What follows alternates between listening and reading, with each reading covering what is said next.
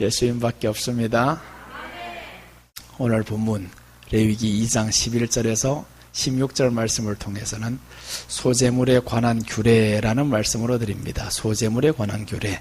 2장은 소재에 대해서 말씀드렸어요. 2장은 소재에 관한 말씀인데 즉 부활입니다. 예수님의 부활을 말씀하는데 2장에 대해서 여러 번 말씀드렸죠. 첫째는 소재 드리는 자, 어떤 사람이 이 부활의 소망을 가질 수 있고 부활하신 예수님을 믿을 수 있는가, 이것을 이제 말씀드렸어요.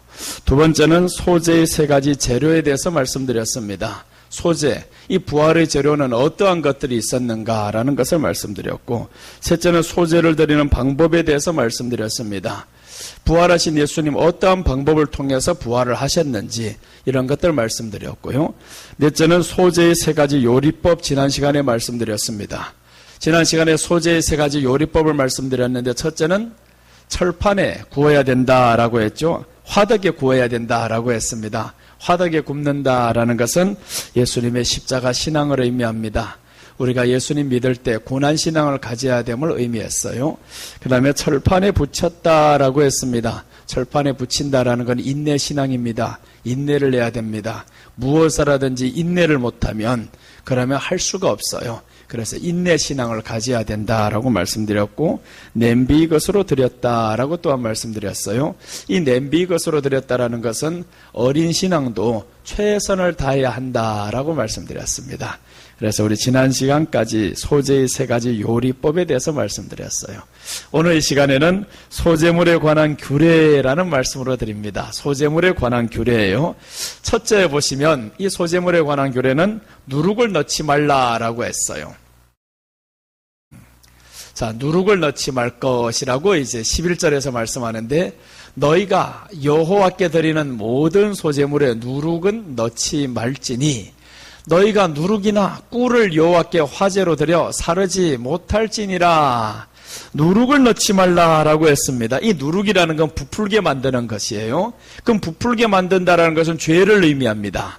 죄를 의미하는데 이걸 넣지 말라는 거예요. 그럼 이 말씀은 부활하신 예수님은 죄가 없으시다라는 거예요. 이 부활하신 예수님은 죄가 없습니다. 그러니까 누룩을 넣지 말라, 부풀게 하지 말라. 그러니까 우리 성도들도 그러면 어떻게 해야 되느냐? 성도들도 죄를 멀리하는 삶을 살아야 됩니다. 죄인들과 가까이에서는 안 됩니다. 계속 죄를 멀리하는 삶을 살 뿐만 아니라 죄를 많이 좋아하는 사람들이 있어요. 이런 사람들과 멀리해야 됩니다. 예를 든다면 어떤 사람들은 술을 좋아하는 사람이 있어요. 죄인이 자리에 앉지도 말라고 했는데 그 죄인들과 자꾸 그런 생활을 같이 하다 보면 내게도 그 죄된 삶이 물들 수밖에 없습니다. 그러니까 우리가 이런 사람들과는 멀리해야 돼요. 세상에 어르신들이 이런 말씀을 해요. 끼리끼리 논다, 이렇게 말씀을 해요. 그러니까 죄인들끼리는 죄인들끼리 좋아하고 술 먹는 사람이 술 안 먹는 사람 가봐봐요, 싫어합니다. 그러니까 죄인들끼리 자꾸 좋아하는데 오늘 성경은 누룩을 넣지 말라라고 합니다. 예수님은 죄가 없으신데 그럼 예수님 믿는 우리도 죄를 멀리해야 된다라는 거예요. 죄를 멀리하자면요, 죄 짓는 장소를 피해야 됩니다. 죄 짓는 사람을 멀리해야 됩니다. 그래도 이 안에서 죄가 계속 부풀어 올라오는데 이런 장소와 사람까지 가까이 하면 죄는 이길 수 없습니다. 죄는 우리가 멀리 해야 될 뿐만 아니라 멀리 하면서도 하나님 앞에 기도를 해야 되는 거예요. 왜 죄를 싫어하냐 하면 이 죄 때문에 예수님이 어떻게 죽으셨는지 번제를 통해서 보여줍니다. 번제를 통해서 소를 가져오라, 양을 가져오라고 하죠. 근데 흠없는 것을 가져와야 됩니다. 누가 죽여야 되냐? 제사장이 죽이는 게 아닙니다. 소를 끌고 온 내가 죽여야 됩니다. 도축장에 가면 소를 잡는 사람이 있어요. 이 사람은 한 방에 소를 찔러서 죽일 수 있습니다. 그런데 우리는요, 전문가가 아니에요. 소를 죽이자면 어떻게 죽여야 됩니까? 어디를 찔러야 죽이는지 우리는 모릅니다. 제일 찍으면 여기 정수리를 찍어야 되는데 이거 찍다가 잘못 찍으면 눈을 찔러버립니다. 이쪽 눈을 또 팍 찔러버려요. 이렇게 아무튼 죽여서 드려야 되는 것이 번제예요. 그럼 이것들을 얼마나 처참하게 비참하게 죽여야 됩니까? 한 짐승을 가져와가지고 내가 죽여야 되는 거예요. 그러면 찌른단 말이에요. 여기를 팍 찌르면 여기에 이제 동맥이 있어가지고 피가 푹 터져 나오잖아요. 그래도 소들이 잘 안 죽어요. 양도 잘 안 죽습니다. 한 번 찍어서 죽는 짐승이 없어요. 그럼 죽을 때까지 계속 찔러야 됩니다. 계속 찔러야 돼. 그럼 온통에 이 짐승은 피로 가득 얼룩지면서 결국 마지막에 한 몫을 타타타타타 하다가 죽어갈 수 있어요. 그 모습을 내가 봐야 되는 거예요. 내가 끌고 온 짐승을 어떻게 해야 되냐? 내가 안수를 내야 됩니다. 내가 안수를 하잖아요. 안수한다라는 것은 내 모든 죄를 이 짐승에게 다 넘기는 거예요. 그럼 이 짐승을 내가 이제 죽입니다. 내가 죽인다는 건 짐승도 죽이지만 뭘 죽이냐? 죄가 넘어간 이 죄를 죽이는 거예요. 그래서 이 죄를 처참하게 죽인단 말이에요. 죽여. 그럼 피가 내게 팍팍 튀겠죠. 피가 튀면서 그래도 죽지를 않아요. 소와 양이 그렇게 쉽게 죽지 않습니다. 양 죽는 거 보면요, 양 잡을 때 보면 참 특이해요. 양은 여기를 팍 찌르면요 다른 것들을 움직입니다. 소는요 찍으면 이렇게 찍으면 한쪽으로 픽 돌려야 되는데 양은 그렇지를 않아요. 찍으면 가만히 있습니다. 그저 파다 하다가 그리고 찍은 다음에 또 어떻게 하냐면 각을 뜨잖아요. 각을 뜬다라는 거는 이 뼈 마디를 다 뽑는 거예요. 이렇게 해가지고 죽여버립니다. 그리고 나서 그 다음에 더 마지막에 또 뭘 하냐? 가죽을 먼저 벗기죠. 가죽을 벗기는 게 쉽습니까? 해보지 않은 사람들? 전문가들은 가죽 벗기기가 어떻게 하는지 알아요. 그런데 비전문가들은 가죽 벗길 줄 잘 모릅니다. 그 가죽을 벗기자면 잘 안 되는 거예요. 칼로 또 쓱쓱 베가지고 그 온통 몸에는 피가 다 젖어야 됩니다. 왜 이렇게 비참하게 짐승을 죽여야 되느냐? 짐승을 죽여야 되는 이유가 있습니다. 내 죄가 짐승에게 다 넘어갔어요. 그게 안수예요. 내 죄가 짐승에게 넘어가니까 이 짐승은 내 죄 때문에 죽어가고, 이 짐승은 대신 어떤 짐승이냐? 흠없는 짐승이었습니다. 흠없는 수컷이었어요. 흠없는 양이었습니다. 흠이 없다라는 건 죄가 없습니다. 그럼 예수님으로 말씀한다면 예수님의 죄 없으심이, 예수님의 의가 내게 이제는 전가가 되는 거예요. 내 죄가 예수님께 전가가 되고 예수님의 의가 내게 전가가 됩니다. 그러니까 우리는 죄가 있는 것처럼 보여도 하나님 보실 때는 예수님의 의가 전가됐기 때문에 우리는 죄가 없는 거예요. 이렇게 주님이 용서해 주십니다. 그래서 우리에게는 죄를 싫어해야 될 이유가 있습니다. 왜 예수님 믿지 않으면 지옥을 가느냐? 예수님이 얼마나 이 죄 때문에 비참하게 죽었냐 말이에요. 신약에 오셔서 예수님이 죽는 모습을 보면 채찍에 맞습니다. 먼저는 그 채찍이 우리가 말하는 그런 채찍이 아니에요. 요즘 들어가 소를 때릴 때 한 1m짜리 채찍, 이런 게 아니란 말이에요. 그때 당시 썼던 채찍은 2m, 3m입니다. 엄청 길어요. 거기에다 납조각을 다 따닥따닥 붙여놓습니다. 그러면 한 사람에게 채찍을 팍 돌리면 이 채찍이 와서 피 감겨요. 그러다 여기 가서 그 납조각이 탁 찔린단 말이에요. 그럼 그걸 다시 팍 돌립니다. 이게 툭툭 떨어져 나갑니다. 눈에 박히면 눈이 푹 빠져나가고, 입에 박혔다 이게 툭 찢어져 나가고, 이게 바로 채찍에 맞는 모습, 예수님의 모습이었어요. 그러니까 구약 성경에서 짐승이 죽어가는 그 모습 그대로 예수님 이 땅에 오셔서 죽임을 당합니다. 옷벗김을 당하고 때리잖아요. 또 때리는 게 바로 그런 모습의 죽음이었어요. 이렇게 우리 죄를 위해서 예수님이 죽어갔는데, 그것을 이 사람들은 자꾸 구약 성경에 번제를 드리면서 짐승이 죽는 모습을 보여준 거예요. 이렇게 짐승이 죽어간다. 그런데 이것을 자꾸 하다 보니까 사람은 이제 형식이 되어버렸어요. 예수님이 나를 위해 죽는다, 이 짐승이 내 죄를 위해 죽는다, 이 생각이 없어진 거예요. 형식적으로만 마치 가버립니다. 우리가 믿는 것이 오래다 보면 형식적으로 가버릴 수가 있어요. 그래서 우리 안에 예수님이 나를 위해서 어떻게 죽으셨는지, 이렇게 비참하게 죽었습니다. 피가 툭툭 터져 나오면서도, 그러면서도 계속 그 길을 가야 돼요.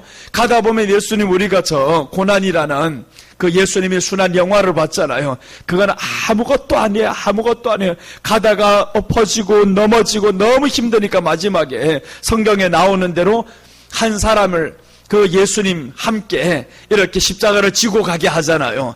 더 이상 걸을 수가 없어요. 채찍으로 때리니까 이 살이 툭툭 터져나가고 이래 다 찢겨나가는 모습을, 그러면서도 예수님이 이 모든 걸 지고 가야 됩니다. 왜 그러냐? 우리 죄가 그분에게 안수가 되었거든요. 이제는 안수한 이 짐승을 죽여야 되는데 누가 죽였느냐? 내가 죽이는 겁니다. 내가 그분을 지금 이렇게 비참하게 죽이는데 내 죄가 저를 죽이는 거예요. 그래서 하나님이 성경에서 누룩을 넣지 말라는 거예요. 누룩을 넣지 말라. 이 죄가 이렇게 나쁜 것이다. 예수님 어떻게 죽었느냐, 짐승이 어떻게 죽였느냐, 이것을 말하는 것이 바로 오늘 말씀하는 누룩을 넣지 말라는 거예요. 그래서 예수님은 죄가 없으시다. 죄가 없으시다. 그럼 예수님의 죄 없으신 그 의가 이제 우리에게 전가가 됩니다. 우리에게 그 의가 들어온 거예요. 그래서 우리는 죄를 멀리해야 될 이유가, 이 의가 이제 내게 전가가 되었으니까 나는 죄인이었어도 이제는 의롭게 살 수 있는 거예요. 내 죄가 저분에게 다 전가가 되고 예수님의 의가 이제 내게 와버렸습니다. 그래서 우리는 예수님을 참 의지하고 사랑해야 될 이유가, 예수님 죄 없이 우리 죄를 지고 가셨습니다. 요한일서 1장 5절에서 이렇게 말씀합니다. 3장 5절이죠. 그가 우리 죄를 없애려고 나타나신 것을 너희가 아나니 그에게는 죄가 없으시니라. 우리 죄를 없애려고 나타나신 것을 너희가 안다라는 거예요. 이 너희는 그때 당시 성경시대에 율법을 지키며 번제를 드렸던 이 사람들입니다. 이 사람들은 다 번제를 드리면서 짐승이 죽어가는 모습을 본 거예요. 직접 짓을 찔렀던 사람들입니다. 한 방에 죽지를 않아요. 소를 여러분들 한 방에 죽일 수 있습니까? 못 죽입니다. 총을 쏴도 어디를 쏴야 죽는지 몰라요. 그런데 옛날에 뭔 총이 있어요? 활이 있습니까? 칼도 별 짧은 칼로 어떻게 죽여요? 그러니까 온통 자꾸 찔러 이렇게 짐승을 죽인 것을 사람들이 알아요. 그래서 오늘 본문에서 말씀하는데 그가 우리 죄를 없애려고 나타나신 것을 너희가 안다라는 거예요. 그에게는 죄가 없느니라. 예수님이 나타나신 것이 바로 우리 죄를 없애려고 나타났다.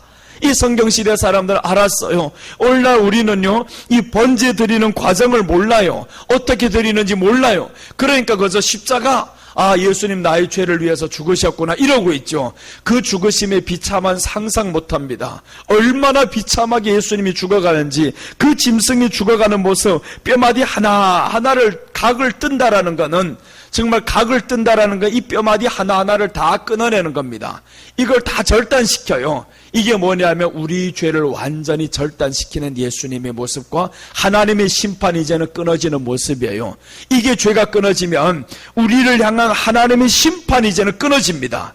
그러니까 예수님이 이렇게 죽어가야 되는 거예요. 죽으실 때 예수님이 하셨던 말씀이 있잖아요. 엘리 엘리 라마 사박다니, 나의 하나님 어찌하여 나를 버리셨나이까. 그 버리심은 바로 우리 죄 때문에 버림을 받은 거예요. 예수님은 실제로 버림을 받았어요. 하나님 앞에 우리 죄를 안고 가야 되니까. 그러니까 예수님이 이렇게 비참하게 죽으면서 죄는 없으시니라 라고 말씀했어요. 히브리서 4장 15절 보십니다. 히브리서 4장 15절 보시면 우리에게 있는 대제사장은 우리 연약함을 동정하지 못하실 리가 아니요 모든 일에 우리와 똑같이 시험을 받으시노로되 죄는 없으시니라. 어디에서든지 항상 말씀을 해요. 예수님은 죄가 없으시니라. 죄가 없으시니라. 그러니까 우리가 하나님 앞에 응답받자면 어떻게 해야 되냐? 죄가 없어야 되는 겁니다. 죄가 없어지자면 예수님을 믿는 길밖에 없어요. 이 예수님을 믿는다라는 거 안수하는 겁니다. 안수하면 내 죄가 이 짐승에게 다 넘어가요. 동시에 예수님의 이 짐승의 의가 내게로 넘어옵니다. 그러니까 믿음이라는 게 큰 축복이에요. 그저 믿어요. 예수님 믿어. 이러면 끝나는 게 아닙니다. 내 죄가 넘어가는 동시에 예수님의 의도 내게 넘어오는 거예요. 그래서 믿음이라는 게 엄청난 축복이고, 믿음은 모든 사람의 것이 아니라 하는 겁니다. 믿는다라는 것은 우리가 엄청난 축복이고, 교회 나왔다라는 자체가 축복입니다. 여기에서 더 해야 될 것이 있다면 그 믿음의 대상을 알아가려고 해야 되는 거죠. 알아가려고 해야만이 이분이 내게 점점 다가옵니다. 사람도 알아가려고 해야 알아갈 수가 있어요. 그러니까 오늘 우리 예수님을 더 알아가려고 합시다. 이 예수님은 우리 대사장이라고 합니다. 연약함을 동정하지 못하실 리가 아니오라고 했습니다. 우리들이 연약함 다 알아요. 죄를 지을 수밖에 없는 연약함, 병들어서 아파서 원망할 수밖에 없는 연약함, 울면서 어찌할 수밖에 없는 이 연약함, 주님이 다 하신다라는 거예요. 왜? 예수님도 인간으로 이 땅에 오셨습니다. 이 모든 고난을 다 지고 가셨습니다. 그래서 우리와 똑같이 시험을 받으신 이로되 시험도 받았어요. 하나님의 아들로서 이 땅에 와서 마귀에게도 시험 받았고 사람에게도 시험 받잖아요. 그렇게 해서 예수님 우리를 너무 잘 아시는 분이니까 그 예수님은 죄가 없다라고 어디에서든 항상 말씀합니다. 죄가 없다. 그래서 오늘 성경에서 누룩을 넣지 말라라는 것은 죄 없는 예수님이다. 동시에 너희들은 죄를 멀리하라 이 말씀이죠. 이제 다른 한 구절을 보겠습니다. 로마서 6장 5절과 6절 보시면 만일 우리가 그의 죽으심과 같은 모양으로 연합한 자가 되었으면 또한 그의 부활과 같은 모양으로 연합한 자가 되리라. 여기에서 그저 얼핏 보면 그의 죽으심과 같은 모양으로 연합한 자가 되었으면 했어요. 보세요. 그의 죽으심과 같은 모양으로 연합을 해야 된다. 그럼 우리 죄를 어떻게 죽여야 됩니까? 이 짐승을 죽이듯 그렇게 죽여야 되는 거예요. 내 죄가 죽지 않는 것 때문에 찔러야 된다라는 거예요. 이렇게 찌르는 사람들 보세요. 한 짐승을 찌를 때 누가 미워지겠어요? 죄가 밉지. 왜 짐승이 이렇게 죽지도 않냐? 이 짐승이 왜 죽지도 않냐? 한 번 찔러도 죽지 않는다면 뭐가 죽지 않아요? 죄가 죽지 않는 거예요. 그러면서 자꾸 찔러대. 그래서 예수님이 마지막에 죽으실 때 뭐라고 말씀하셨어요? 다 이루었다. 다 이루었다는 죄가 끝났다. 하나님의 심판도 끝났다. 이 말인 거예요. 예수님이 죽으시면 곧 짐승이 죽으심이에요. 그 예수님을 누가 죽였습니까? 사람이 죽이잖아요. 이 사람들이 예수님을 창으로 찔러서 죽이고 조롱하고 내려오라 그러고 믿을 때 우리가 예수님 믿을 때 사람들 그러잖아요. 네가 진짜 그렇게 잘 믿는가면 뭐 별의별 소리 다 한단 말이야. 하나님 한번 보여봐달라고. 이 불쌍한 인간아 보여주면 끝난다. 보여주는 순간에 너 이제 지옥 간 날 어떡하려고 이거 상상 못할. 왜 지옥의 심판이 그렇게 무섭냐면 예수님의 죽으심의 심판이 그렇게 무서웠어요. 그 고통을 누가 당합니까? 근데 예수님이 이 고통을 다 알아요. 왜 아시냐? 번제로 인해 가지고 죽어가는 짐승을 안단 말이에요. 그래서 요한이 말씀하잖아요. 세상 죄를 지고 가는 하나님의 어린 양이로다. 이 어린 양이 이렇게 죽어가는 모습을 예수님은 수천 번, 수만 번도 봤어요.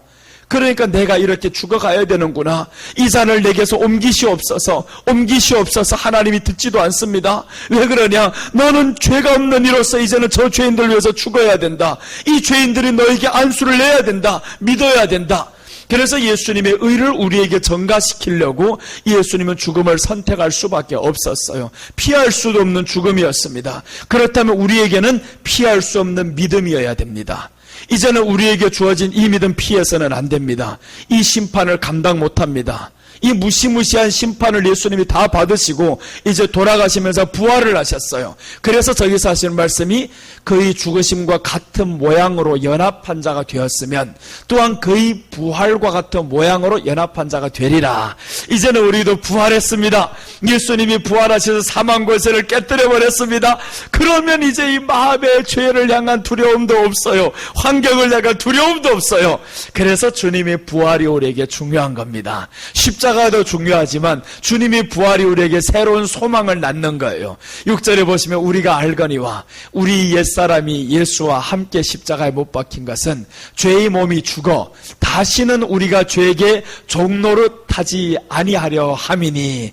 이렇게 죄의 몸이 죽어 하잖아요. 예수님과 함께 십자가에 못 박았다. 그럼 십자가에 못 박았다는 죄를 이렇게 못 박았냐고요. 내가 짓는 이 죄를 십자가에 처절하게 못 박는 이런 아픔이 있냐고요.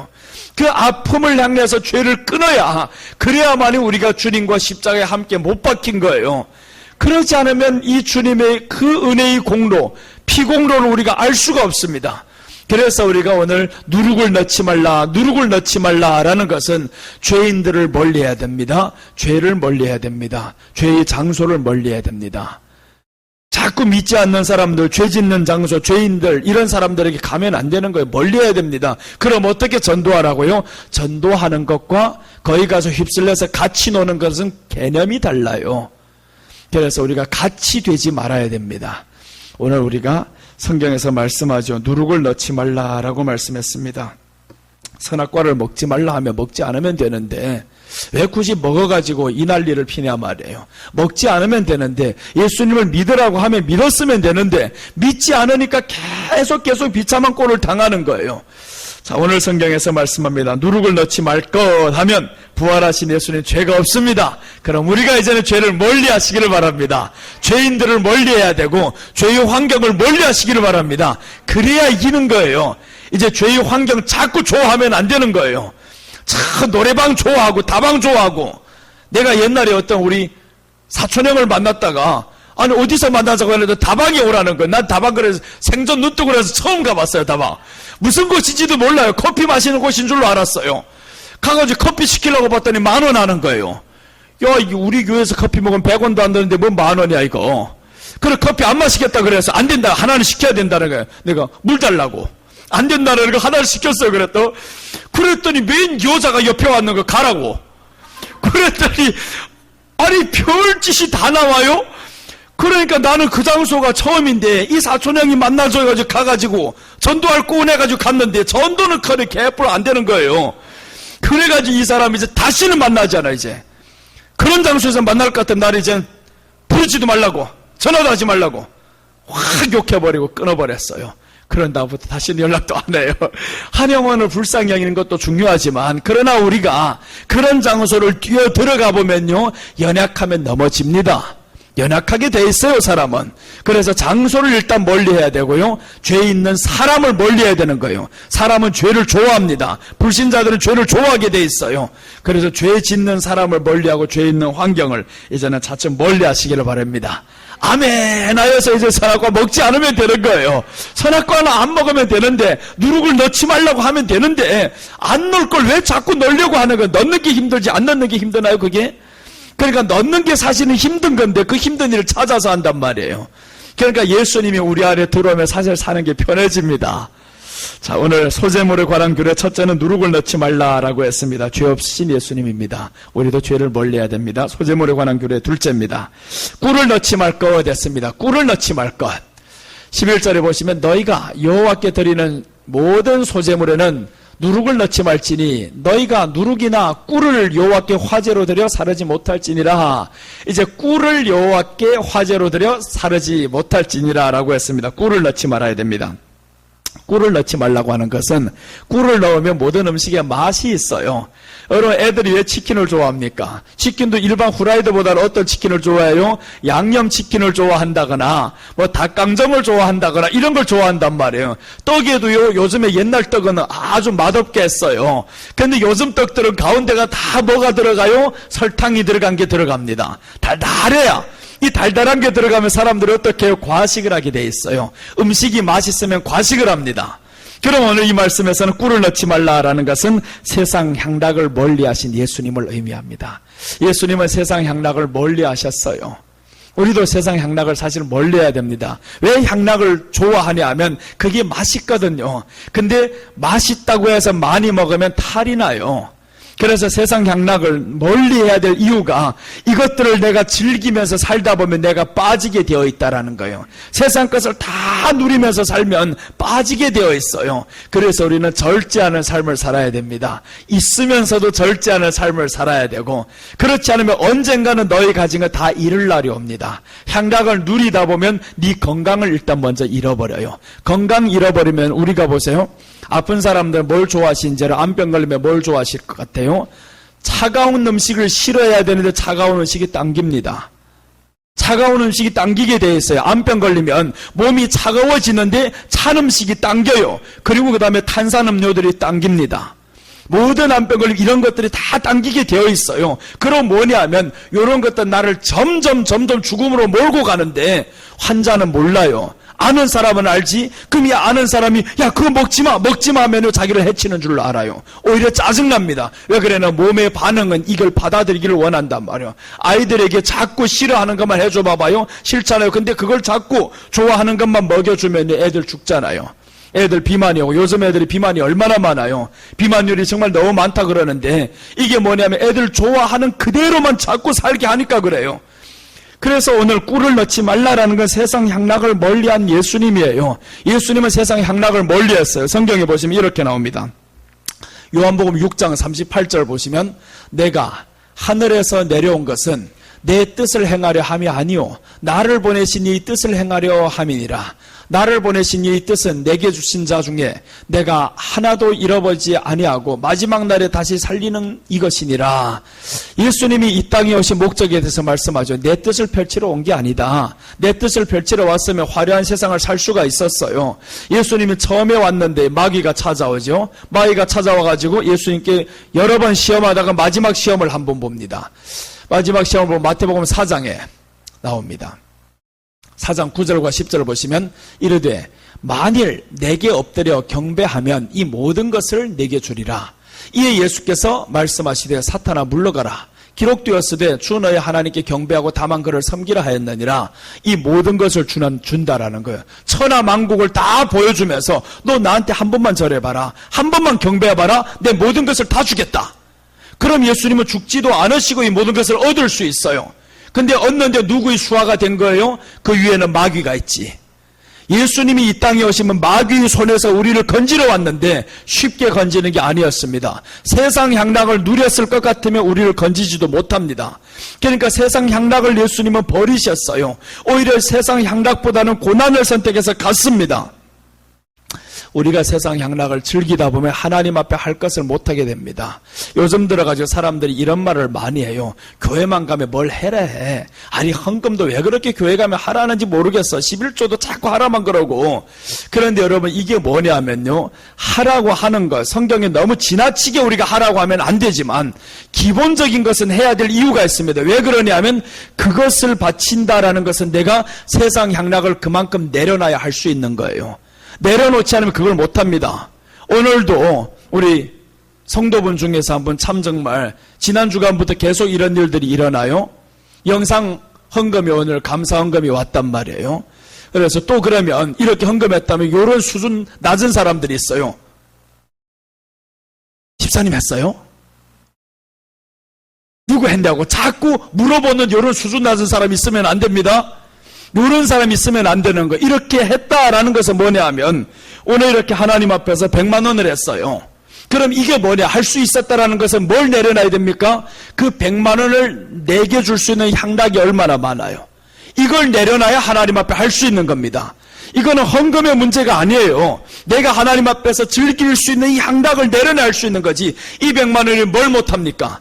식당을 가족들 가면요 20번도 갈 수 있어요. 이런 생각하면 못하는 거예요. 내가 옷을 사면 몇 벌을 삽니까? 자식에게 줄 수 있으면 얼마나 할 수 있습니까? 다 합니다. 이런 생각을 했다면 할 수가 없습니다. 못하는 이유는 왜 못하냐? 이런 생각이 들어가니까 못하는 거예요. 그래서 우리는 처음부터 계속 이것을 때린다 하잖아요. 내려놓는다. 세상 향락 끊지 못하면 이건 결국에 주님 앞에서는 심판받을 행위로 갑니다. 마지막에 그 세상 향락 그걸 못 드리는 순간 아니 하나님이 주신 생명을 가지고 살아가면서 10 중에서 9을 가지고 하나를 드리라는데 그걸 못한다? 요만큼의 향락도 놓치기 싫다 이거죠. 요만큼의 향락도 놓치기 싫으면 그러면 향락에 빠져 사는 사람들이에요. 향락에 빠져서 살면 그러면 그대로 살다가 온 천하를 얻고도 오늘 밤 내 영혼을 취하며 무엇이 유익하리요? 온 천하를 얻지도 못하지. 그 11조를 안 들어가지고 온 천하를 얻을 수 있습니까? 얻지도 못합니다. 별것도 아닌 것 가지고 더 조금만 더 써보려고 하다가 결국에 더 없어지잖아요.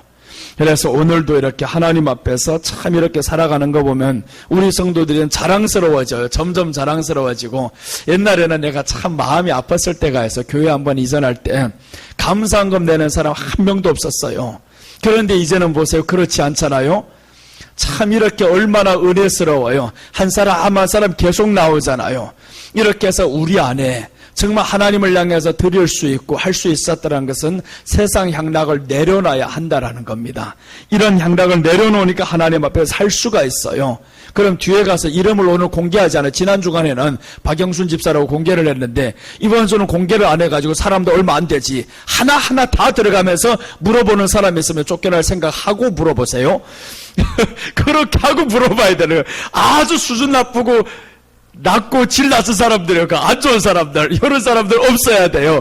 그럼 우리는 어떻게 해야 되느냐 하면 내가 안 했다라고 하면 나도 이제 할 수 있는 믿음 주세요. 이래야지. 그게 진정한 믿음의 사람이지. 누가 했느냐 이런 궁금함 가진다? 아주 수준 낮은 사람이다. 그런 수준 낮은 사람 되지 않기를 바랍니다.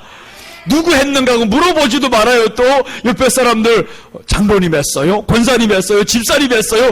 막 이러고 쑤시고 돌아다니면 정말 이거 미꾸라지예요 이거. 그런 미꾸라지도 없어야 되고 내가 아니면 그저 스스로 생각하면 됩니다. 하나님 아버지 이렇게 할 수 있어서 감사하고 나도 할 수 있는 은혜를 주세요. 이게 훌륭한 성도가 되어가는 과정입니다. 오늘 이렇게 내려놨어요. 디모데후서 2장 10절 말씀 보십니다. 데마는 이 세상을 사랑하여 나를 버리고 데살로니가로 갔고, 그레스게는 갈라디아로, 디도는 달마디아로 갔고, 이렇게 여러 사람들이 떠나가 버렸어요. 누구를 떠나냐? 사도 바울을 떠나갔습니다. 떠나간 이유는 간단하죠. 세상을 사랑하여서 갔다라고 합니다. 세상을 사랑했다라는 것은 세상 향락을 즐기는 거예요. 이 세상 향락을 멀리하지 못하니까 결국에 떠나갑니다. 오늘 하나님 앞에서 멀어지는 이유가 하나밖에 없어요. 세상 향락 때문에 그런 겁니다. 그래서 오늘 우리가 세상 향락을 멀리하신 예수님이라고 성경에서 꿀을 넣지 말라, 꿀을 넣지 말라라고 하는 거예요. 꿀을 넣지. 실제로 이스라엘에 가보면 저 무교병을 먹는데 야, 맛없어요. 맛없는 거 먹다 보면 어느 정도로 먹냐 하면 적당히 채워지면요 먹지 않습니다. 배가 고프지 않을 정도로 먹어요. 근데 맛있는 건 어떻게 먹어요? 어제 우리 노 권사님이 보신탕을 해가지고 섬겼단 말이에요. 이 맛있으니까요. 한 그릇 대빵 완전히 속 같은 그런 그릇이 있더라고요. 집에 가보니까. 그런 그릇에 내가 가득 퍼왔는데 내가 많이 먹으려면 어떻게 할게요 또? 밥 조금만 주세요. 그래서 밥 조금에다가 말아가지고 먹는데 거의 다 먹고 나니까 또 가스 한 그릇 퍼와가지고 확 쏟아졌어요. 그러니까 이 안에 가득 먹고 맛있게 먹고 맨날 그렇게 노곤사님하고 살고면 내가 30년의 생명이 줄어들어요. 그렇게 자꾸 퍼먹일 때는 좋은데 맨날 그렇게 먹다가는 빨리 죽어요. 세상 향락을 너무 즐기면 안 되는데 자꾸 이렇게 맛있으면 이렇게 과식을 하게 된단 말이에요. 그래서 이제 저녁까지 안 먹었는데 나 편안했어요. 이게 너무 많이 먹어가지고 꺼지질 않아요. 이렇게 오늘 이렇게 맛있으면 물론 이게 문제가 생겨요. 그래서 이스라엘 가면 이 사람들 무교병을 먹어야 될 이유가 맛없어요. 이 무교병은 맛없다고. 그러니까 배가 적당할 정도로 먹어요. 배고프지 않을 정도로 먹으니까 편안하잖아요. 과식하던 사람은 몰라요. 근데 어쩌다 과식 안 하고 한번 적게 먹어보면요 그 편안함을 알아요. 너무 편한 거예요. 그래서 오늘 맛없게 만드는 게 꿀을 넣지 말라, 꿀을 넣지 말라, 소재물에 꿀을 넣지 말라. 이 소재물을 누가 먹냐면 제사장들이 먹어요. 레위인들이 먹어요. 믿는 사람들이 먹는단 말이에요. 그럼 이 사람들에게 세상 향락을 다 즐기지 말라 이거죠. 영적으로는 세상 향락 즐기지 말아야 됩니다. 창세기 49장 3절 보시면 르우벤이 나옵니다. 이 르우벤은 장자였어요. 이렇게 말씀합니다. 르우벤아, 너는 내 장자요, 내 능력이요, 내 기력이 시작이라. 위풍이 월등하고 권능이 탁월하다마는 물이 끓음 같았은즉 너는 탁월하지 못하리니 네가 아버지 침상에 올라 더럽혔음이로다. 그가 내 침상에 올랐었도다 라고 말씀해요. 이 르우벤이 어떤 사람이냐면 아버지 첩하고 간통한 사람이에요. 이게 그러니까 이 첩하고 간통했다라는 건 이게 뭐예요? 세상 향락을 한번 즐겨보겠다 이거지. 아니 네가 좀 이성을 가지고 살아봐라. 어떻게 아버지가 첩 있는 것도 사실 잘못인데 거기에다가 첩하고 같이가 간통을 해? 그러니까 이렇게 침상을 더럽혔습니다. 르우벤이 받은 권능이 있습니다. 장자였습니다. 능력이 있었어요. 기력이 시작이 위풍이 월등했습니다. 이 모든 것을 뭐 하는 데 썼냐? 세상 사랑하는 데 다 써버렸어요. 우리가 하나님 앞에 받은 축복권이 있습니다. 하나님의 자녀라는 권세가 있어요. 돈을 벌 수 있는 건강을 주셨습니다. 이 모든 것을 우리가 무엇을 위해 씁니까? 세상 사랑하는 데 씁니까? 아니면 주를 위해서 씁니까? 그래서 르우벤이냐 누구냐 한번 가려봐야 되는 거예요. 르우벤이 이 모든 걸 받았으면서도 불구하고 세상 사랑하는 데 써버렸습니다. 그럼 우리도 세상 사랑하는 데 쓰면 르우벤과 별 차이가 없는 거예요. 저 배은망덕한 놈이라고 말할 자격이 없는 거예요. 우리도 주님 앞에 받은 그 큰 사랑이 얼마나 커요. 그 사랑을 받아놓고 세상 사랑하는데 이 모든 것을 다 써버린다 하면 결국 르우벤이 되는 겁니다. 또 한 사람을 봅니다. 이제 뒤에 보면 노아라는 사람이 나오는데 이 노아는 하나님이 심판을 먼저 말씀을 합니다. 노아에게 하나님이 내가 이 땅을 다 쓸어버리겠다. 그런데 노아를 향해서 하라고 하는 것이 있었어요. 너 방주를 지어야 된다. 그것도 작게 짓는 것이 아니다. 작게 짓는 것이 아니고 엄청 운동장만하게 크게 짓는데 노아가 방주 짓는 세월이 거의 100년 가까이 됩니다. 그럼 100년 가까이 이 사람이 뭘 끊고 살아야 되냐면 세상 향락을 끊고 살고 세상에 눈길 돌리면서 살면 방주 지을 시간이 없는 거예요. 그래서 방주를 다 짓고 그 안에 들어가고 보니까 확 비가 내리기 시작하는데 끝이 안 나요. 하나님이 심판하기 시작했습니다. 결국에 방주에 들어간 노아, 왜 구원을 받았냐? 세상 향락을 즐겼으면요 안에 못 들어갑니다. 그런데 그때 당시 사람들은 뭐라고 마태복음에서 말씀하냐면 시집가고 먹고 놀고 장가가고 이런 일에만 신경 썼다라는 거예요. 세상 향락에만 쫓아다니다 보니까 방주 짓는 일에는 관심도 없었습니다. 오늘날 그러잖아요. 세상 향락 때문에 교회 나와서 예배 드린 데는 관심도 없어요. 그런데 이 예배를 왜 드려야 되냐? 방주를 왜 지어야 되냐? 이유가 있습니다. 심판 때문에. 이 심판 때 너를 지켜줄 것은 방주 짓는 일이었어요. 예배 드리는 이 일이 결국에 방주 짓는 일이었습니다. 그래서 방주를 다 짓고 우리 예배가 쌓여서 믿음으로 성장하고 이렇게 되니까 하나님이 심판을 하는데 그때 이 믿음이 우리를 지켜주는 겁니다. 그래서 세상을 이기면 이것이니 너희들이 믿음이다 라고 말씀하는 이유가 이 믿음이 쌓여져야 되는 거예요. 방주가 하루아침에 지어지지 않잖아요. 그 방주 짓는 일을 100년의 세월을 투자했다 하면 우리 믿음의 시간도 믿음의 세월도 투자해야 됩니다. 그렇게 해서 이렇게 다 준비가 되면 하나님이 심판할 때 그 안에 들어갔던 방주가 얼마나 평안했겠어요. 때릴 때 얼마나 평안합니까? 대환란 때 주님이 심판할 때 하나님의 보호를 받는 사람도 평안할 겁니다. 하나님의 보호를 받고 살아갈 때 그때를 생각하면서 우리가 이 땅에서 꿀을 넣지 말고 세상 향락 조금만 멀리하면서 사는 거예요. 그렇다고 해서 먹지 말고 살라는 것도 아니잖아요. 꿀을 넣지 말고 다른 거 넣으면 되잖아요. 대신 꿀 대신 다른 거 넣을 수도 있는데 왜 꼭 세상 향락 그런 식으로 가야 되냐고요. 그렇게 안 해도 먹고 살 수 있는 방법이 다 있는데 그래서 우리가 세상 향락 너무 즐기다 보면 믿음을 잃게 됩니다. 이제 좀 전에도 봤잖아요. 데마가 세상을 사랑해서 떠나버렸다. 르우벤이 아버지 침상을 더럽혔다라는 것은 하나님을 향한 믿음을 더럽혔다라는 거죠. 영적으로 보면 하나님을 향한 믿음을 저버렸다 이 말이 아닙니까? 그래서 우리가 하나님을 향한 믿음을 저버리면 결국 장자권에서 버림받습니다. 우리가 구원받은 이 사람으로서 결국에 버림받는 거예요.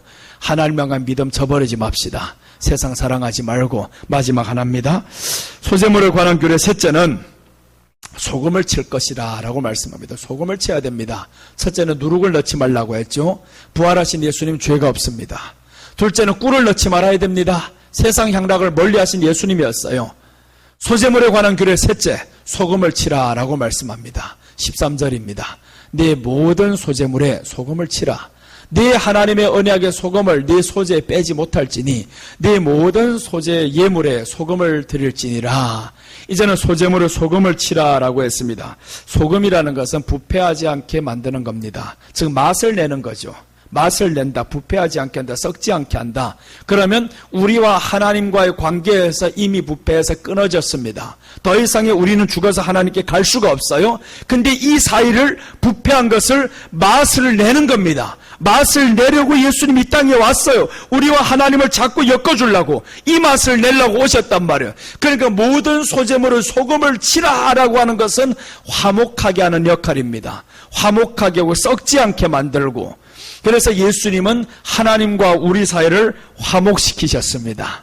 하나님과 우리 사이를 화목시키셨다라는 것을 이렇게 만들었어요. 소재물에 소금을 치라, 소금을 치라.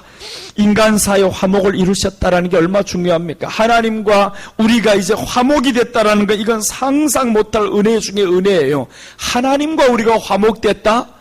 야, 개하고 사람이 화목돼도 얼마나 좋고, 또 사람과 사람 사이에 싸웠다고도 화목되면 얼마나 좋아요. 우리 떠났던 사람들이 다시 돌아와도 얼마나 좋아요. 그렇게 기쁜데 하나님과 우리가 화목됐다라는 것은 소금이 있어야 됩니다. 이분이 바로 예수님이셨어요. 예수님이 소금의 역할이 되어주셔서 우리와 하나님 사이를 화목시켰습니다. 소금은 맛을 내야 됩니다. 맛을 내지 못한 소금은 안 되는 거예요. 이제 성경 봅니다. 마가복음 9장 50절. 소금은 좋은 것이로되 만일 소금이 그 맛을 잃으면 무엇으로 이를 짜게 하리요? 너희 속에 소금을 두고 서로 화목하라 하시니라. 소금은 좋은 것이다. 맛을 내야 된다 그랬죠. 예수님께서 이 땅에 오셔서 그 소금의 맛을 내셨습니다. 즉 우리와 하나님 사이를 화목시키는 이 소금의 역할을 다 하셨어요. 맛을 끝까지 냈습니다. 이제 화목됐습니다. 그럼 우리도 이제는 이 소금을 마음에 두고 있어야 되는 거예요.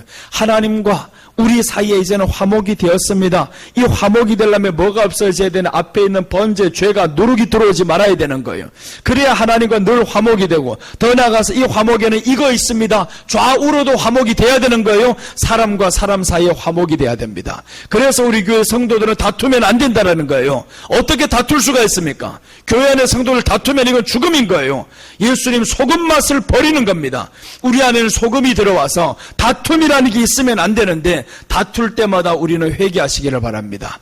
이 안에 마음에 다툼이 있으면 서로 회개하시면서 하나님 앞에 나아가고, 에베소서 2장 14절을 봅니다.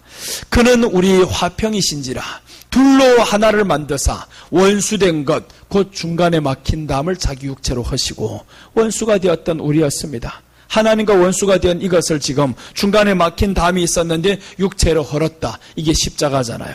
이 십자가를 지심으로 이제 예수님이 이 모든 것을 다 헐어버렸어요. 하나님과의 막힌 담, 예수님이 처참한 죽음으로 이걸 헐어버렸다는 것. 그래서 하나님이 믿지 않는 사람을 용서하지 않는 겁니다. 내가 친히 죽임당한 이것을 니들 다 받지 않냐. 이렇게 처참하게 고통받아 죽는 모습을 친히 겪으셨어요. 용서할 수 없습니다. 믿지 않는 사람, 그래서 용서가 되지 않는 겁니다. 여러분 자식이 이렇게 누구에게 처참하게 죽임을 당했다고 해봐봐요.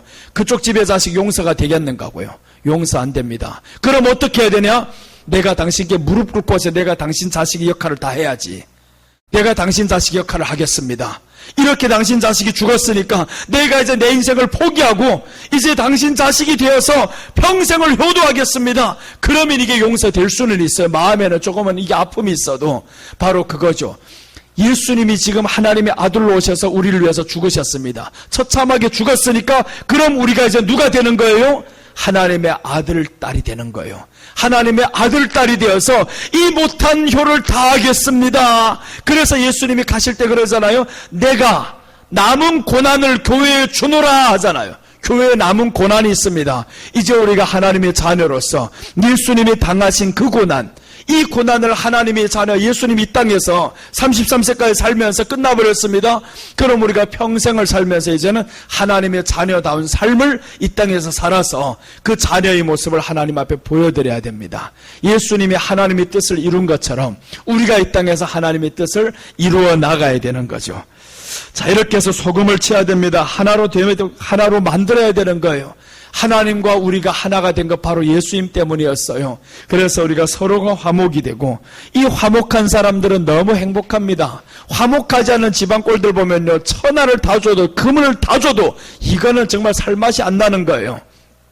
자, 우리 다른 성경 한 구절 봅니다. 신명기 33장 29절 보시면, 이스라엘이여 너는 행복한 사람이로다. 여호와의 구원을 너같이 얻은 백성이 누구냐? 그는 너를 돕는 방패시요 내 영광의 칼이시로다. 네 대적이 네게 복종하리니 네가 그들의 높은 곳을 밟으리로다. 하나님이 우리 편이 되고 우리를 도와주셔야 될 이유가 하나 있어요. 너는 행복한 사람인데 너같이 구원을 얻은 백성이 누구냐? 구원을 우리가 쉽게 얻은 게 아니잖아요. 예수님이 그렇게 처참한 죽음으로 구원을 받았는데, 그러니까 우리 편이 되어줄 수밖에 없어요. 내가 너를 어떻게 얻은 건데, 누가 너를 건드려 죽여버릴 거야, 이렇게 나오는 겁니다. 그러니까 하나님이 자기 백성을 쳤던 사람들 언제까지 용서를 안 하냐? 400년이 지나간 아말렉을 용서 안 합니다. 내가 애굽 땅에서 저들을 어떻게 건져냈는데, 마지막 최후가 건져낼 때 양을 잡잖아요. 10가지 기적을 다 보여주고 나서도 끝난 게 아닙니다. 마지막 최후 양을 잡게 만들어요. 예수님의 죽으심. 그래서 구원은 기적으로 이루는 게 아닙니다. 예수님의 죽으심으로 구원을 이루었잖아요. 10가지 기적을 다 보여줬어도 끝이 난 게 아니었어요. 마지막에 문설주에다가 임방에다가 양의 피를 발라라. 양의 피를 각 가족마다 하나씩 다 죽여야 됩니다. 각 집마다 하나씩 다 죽여야 돼요. 그러니까 그 양을 찌른단 말이에요. 팍팍 찔러. 이게 죽지도 않아. 팍 찔러. 애굽의 삶을 죽여야지. 이 애굽의 삶을 죽이는 것이 양이었어요. 그리고 양의 피를 바릅니다. 거기에다 손을 찍어서 발라야 되지. 뭘 가지고 바르겠어요? 지금 저 솔이 있습니까? 뭐가 있어요? 그러니까 찌르다 보니까 피가 온통 다 죽고, 그러다 양은 아무 찍소리도 못하고, 그죠? 양이 죽는 거 보면 정말 그렇게 죽더라고요. 깨갱 소리도 안 합니다. 팍, 내가 남경에 선교를 갔다가 양꼬치 집 앞에서 보니까 양 잡는 거 봤어요. 그래서 막 동영상도 찍었는데 목에다 칼을 팍 대니까요, 이 양이 가만히 이러고 있습니다. 가자. 발발발발발발발 떨고 있어요. 그러면서 거기에다 피 받는 게 있더라고요, 밑에. 거기에다 피를 다 떨구는데 한 10분 내내 이게 계속 떨어집니다. 계속 떨어져, 피. 그러다 마지막 한순간 번뜩 하요. 이런 사람들 눌러버려. 살아났다 막 이러지. 근데 그게 마지막 힘으로 죽는 겁니다. 다 이루었다 하는 이 어린 양 예수님의 모습이 아닙니까? 마지막에 다 죽어가면서 큰 소리로 다 이루었다. 이 양이 죽어가는 모습하고 예수님의 죽으심이 어떻게 이렇게 똑같아요? 이렇게 우리가 구원을 받았어요. 그래서 여호와의 구원을 너같이 얻은 백성이 누구냐? 이렇게 양이 우리를 위해 죽어주셨기 때문에 하나님이 우리 편이 되어줄 수밖에 없다라는 거예요. 그래서 이스라엘 괴롭힌 백성들은 아말렉 대대로 원수가 되겠다라고 말씀합니다. 사무엘상에 와가지고 사울이 저 아말렉을 쳐서 아각 사람을 죽여야 되는데 죽이지 않은 거예요. 하나님이 원수를 안 죽여서 너 버린다. 하나님이 원수예요. 죽여야 됩니다. 하나님이 백성 괴롭힌 사람을 죽여야 되는데 400년이 지난 그 후에도 사람은 잊고 삽니다. 하나님은 잊지도 않습니다. 우리의 원수들을 하나님은 잊지도 않습니다. 그래서 성경에서 뭐라고 말씀하냐면 너의 원수를 하나님께 맡기라라는 거예요. 맡겨라. 너를 괴롭힌 자 내게 맡기라. 그러면 하나님이 그 원수를 잊지도 않습니다. 내가 갚을 거예요? 하나님께 맡길 거예요? 맡기는 게 훨씬 수지 맞는 일이에요. 나를 괴롭히는 인간들이 있으면 미워하지도 마세요. 바로 맡겨버리면 됩니다. 하나님, 또 한 인간이 왔네요. 이 불쌍한 인간이고 큰일 났습니다. 하나님께 딱 맡기고 나는 내 삶을 사는 거예요. 내가 때려봐야 저 인간이 아파도 안 해요. 그러니까 우리에게 원수가 있으면, 나를 괴롭히는 사람이 있으면 나는 구원받은 사람으로서 너같이 행복한 사람이 어디 있느냐. 이렇게 구원받은 사람이 이제 하나님께 이 원수를 맡기면 하나님이 그 원수를 대대로 갚아주시겠다라는 거예요. 그래서 우리가 말씀하잖아요. 네 대적이 네게 복종하리니 네가 그들이 높은 곳을 밟으리로다 라고 말씀합니다. 그래서 부활신앙 가진 자들은 이젠 서로 화목하시기를 바랍니다. 요한일서 4장 10절입니다. 사랑은 여기 있으니 우리가 하나님을 사랑한 것이 아니요 하나님이 우리를 사랑하사 우리 죄를 속하기 위하여 화목제물로 그 아들을 보내셨습니다. 사랑하는 자들아, 하나님이 이같이 우리를 사랑하셨은즉 우리도 서로 사랑하는 것이 마땅하도다. 이제 우리도 서로 사랑해야 되는데 하나님이 우리를 이같이 사랑했다라는 거예요. 우리 죄를 속하기 위해서 화목제물로 그 아들을 보내셨습니다. 이제 다음 시간부터 화목제에 대해서 하는데 이 화목제가 바로 이 아들 예수님을 보내는 겁니다. 이 아들 보내면서 하나님과 우리를 화목시키기 위해서 이 어린 양이 얼마나 비참하게 죽는 모습이 또 나와요. 그래서 이렇게 받아서 우리가 화목되었는데 이제 우리가 서로 화목하시기를 바랍니다. 성도의 연약한 모습이 하나 보일 때 절대로 내 입으로 나쁜 소리 하지 마시기를 바랍니다. 정말 그 소리를 꼭 담아 두셔야 됩니다. 나쁜 소리 한 사람도 하지 말고 이 안에 사랑을 가지고, 내 자식이 나쁜 모습이 보이면 내가 남들에게 가서 흉직을 할 거예요? 못하잖아요. 사랑이 있으면 못합니다. 그러니까 우리 안에 예수님을 향한 사랑, 주님이 내 안에 이렇게 사랑함을 주셨는데 나도 서로 이제는 사랑해야 됩니다. 그래서 우리 성도들 서로 사랑하면서 주님 오실 때까지 화목하게 지내시기를 예수님의 이름으로 축복합니다. 오늘 세 가지 말씀드렸어요. 소재물에 관한 규례, 누룩을 넣지 말라라고 했습니다. 부활하신 예수님이 죄가 없습니다. 우리도 죄를 멀리해야 됩니다. 꿀을 넣지 말라고 했습니다. 세상 향락을 멀리하신 예수님이었어요. 우리도 세상 향락을 멀리해야 됩니다. 소금을 치라라고 했어요. 하나님과 우리를 화목시킨 예수님, 우리도 서로 화목해야 됩니다. 이렇게 소재물에 관한 규례 세 가지를 말씀드렸습니다. 우리 기도하겠습니다. 하나님 아버지 감사드립니다. 오늘 이렇게 소재물에 관한 규례에 대해서 말씀드리며 예수님이 우리를 얼마나 사랑했는지 다시 한번 돌이켜봅니다. 하나님의 사랑이 얼마나 큰 것인지 돌아보면서 너무 감격스럽고 너무 감사합니다. 이렇게 누룩을 넣지 말라고 했는데 죄 없으신 예수님께서 우리 죄를 대속하기 위해서 처참하게 죽어가는 모습을 조금이나마 연상시켜 보았습니다. 실제로는 얼마나 더 비참했었겠습니까? 상상할 수 없는 이 모든 아픔과 고통을 겪으셨던 예수님, 죄 때문이었습니다. 나의 죄 때문에 죽어오신 예수님이었는데 이제 우리가 죄를 미워하고 죄를 멀리하고 죄의 환경을 멀리하는 저희들 되게 하여 주시옵소서.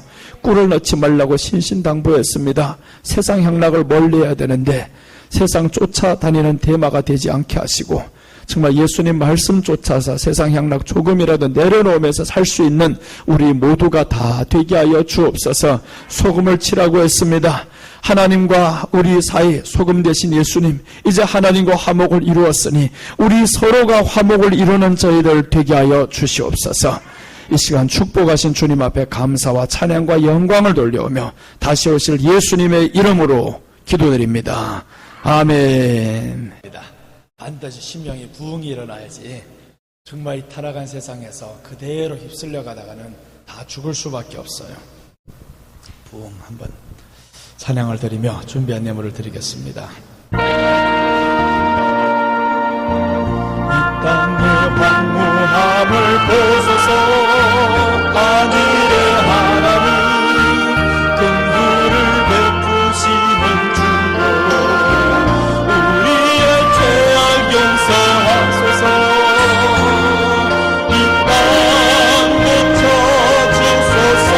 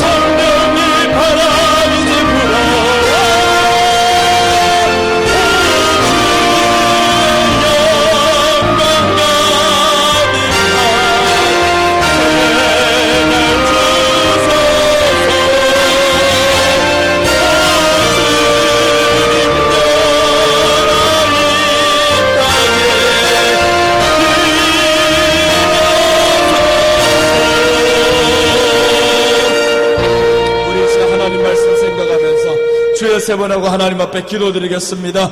주여, 주여, 주여. 할렐루야. 사랑의 아버지 하나님, 은혜와 사랑을 감사드립니다. 하나님, 소재물에 관한 규례를 보니까 이렇게 예수님이 누룩을 넣지 말라, 정말 죄 없으신 예수님께서 이 땅에 오셔서 처참한 죽음을 우리들 때문에 죽으셨습니다. 우리들 때문에 그 고통을 당했습니다. 우리가 죄를 그토록 미워하고 증오하고 질러야 하는데 아버지여, 내 죄를 지르기는 그는 상대방이 죄만 보았던 이런 처참하고 비참한 모습을 보여드려서 죄송합니다. 아버지 하나님, 우리를 용서하여 주옵소서. 물을 넣지 말라고 했는데 세상 한량을 즐기면서 살고자 했었던 이 추악한 모습들 주님 용서하여 주옵소서. 우리 한번 다시 회복하기를 원합니다. 심령이 부흥이 일어나게 하여 주옵소서. 심령이 부흥이 일어나게 하여 주옵소서. 예수님 이름으로 시간 주의를 붙들어서 주님 안에서 다시 한번 회복되게 하여 주옵소서.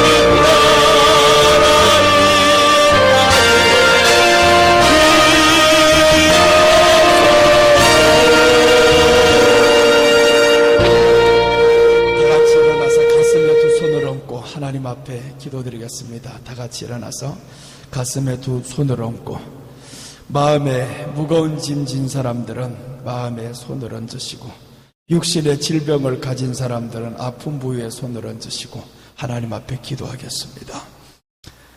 예수님 감사드립니다. 이토록 우리를 사랑하셔서 그렇게 처참한 죽음을 죽였어야 했었고 또한 그렇게 죽였던 모습이 바로 우리였다는 것을 깨달았습니다. 그 짐승을 그렇게 찔러도 죽지 않는 그 짐승, 피가 흘러도 튀어도 죽지 않았던 그 짐승이 나의 죄였습니다.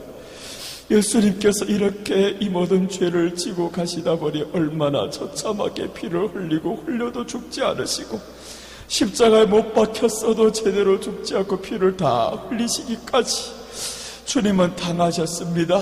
이제 주님이 우리를 위해 죽어오신 그 십자가의 은혜, 예수님을 믿습니다. 예수님이 나를 위해서 죽어오신 그 큰 사랑 이제는 받아들입니다. 우리를 하나님께서 용서하여 주시옵소서.